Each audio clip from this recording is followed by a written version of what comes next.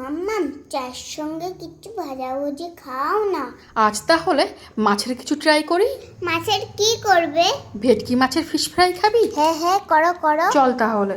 প্রথমে ভেটকি মাছের পেটির দিকটা থেকে কাঁটা বের করে টুকরো টুকরো করে কেটে নিয়েছি। এরপর মাছগুলোতে লবণ ও লেবুর রস মাখিয়ে প্রায় 10 মিনিটের জন্য রেখে দিয়েছি।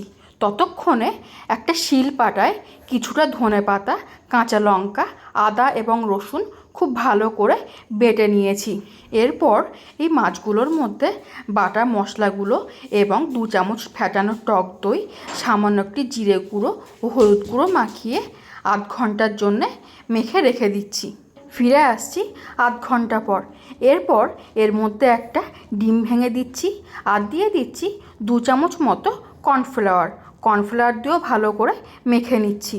এরপর একটা একটা করে মাছের টুকরো নিয়ে বিস্কুট গুঁড়োর মধ্যে খুব ভালো করে কোট করে নিয়ে গরম গরম তেলের মধ্যে ছেড়ে দিচ্ছি। এরপর আঁচটা মিডিয়াম ফ্লেমে রেখে উল্টে পাল্টে বেশ লাল লাল করে মচমচো করে ভেজে তুলে নিতে হবে। মাম্মাম হলো, খিদে পেয়ে গেছে। আর কতক্ষণ লাগবে? একটা তো কাজ করে দিস না, আবার চলে এসছিস ফোড়ন দিতে। এই দেখ হয়ে গেছে, এবার একটু ঠান্ডা হোক তারপর তো খাবি।